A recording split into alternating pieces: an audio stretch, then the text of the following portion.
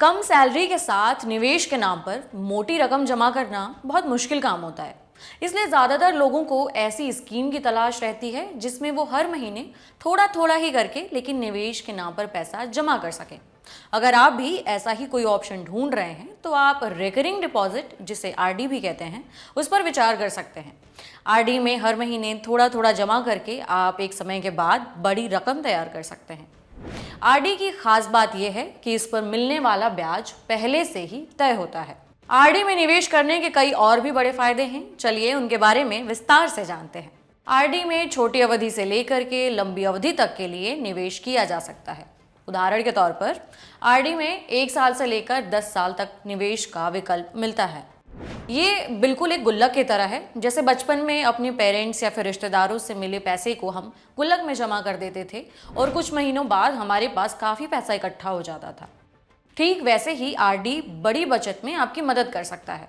गुल्लक और आरडी में सिर्फ एक ही फर्क है, गुल्लक में जमा पैसों पर आपको कोई ब्याज नहीं मिलता, जबकि आरडी के पैसे पर आपको बढ़िया सा ब्याज मिलता है। आइए अब जानते हैं कि आरडी का खाता कहाँ खुलवा सकते हैं। शुरुआती दिनों में आरडी का खाता खुलवाने का विकल्प सिर्फ पोस्ट ऑफिस में मिलता था, लेकिन आज की तारीख में लगभग सभी बैंकों के पास आपको रिकरिंग डिपॉजिट का अकाउंट खुलवाने की सुविधा मिल जाएगी। ब्याज की बात करें तो अलग अलग बैंकों ने आरडी पर अलग अलग ब्याज तय कर रखा है। देश के सबसे बड़े bank state bank of India की बात करें तो एसबीआई आम लोगों को आरडी पर 6.5% से लेकर 7% तक का ब्याज ऑफर कर रहा है, जबकि सीनियर सिटीजन्स को 7.5% तक का ब्याज मिल रहा है। वहीं पोस्ट ऑफिस में आरडी की अवधि 5 साल है, जिसे अगले 5 साल के लिए बढ़ाया भी जा सकता है। हालांकि ये अवधि सालाना आधार पर ही बढ़ाई जा सकेगी, यानी कि आपको 5 साल बाद हर 1 साल के लिए इसे बढ़ाते रहना होगा। पोस्ट ऑफिस की आरडी पर सालाना ब्याज 6.5% है। पोस्ट ऑफिस आरडी में सीनियर सिटीजन्स के लिए अतिरिक्त ब्याज का कोई ऑप्शन नहीं है। अगर छोटे बैंकों की बात करें तो जना स्मॉल बैंक और AU small finance bank RD पर सीनियर सिटीजन्स को 8.5% तक का ब्याज दे रहे हैं। इन बातों के अलावा आरडी में निवेश करने के कई और भी फायदे हैं। आरडी स्कीम में आप 100 रुपए जितनी कम रकम के साथ इन्वेस्टमेंट शुरू कर सकते हैं।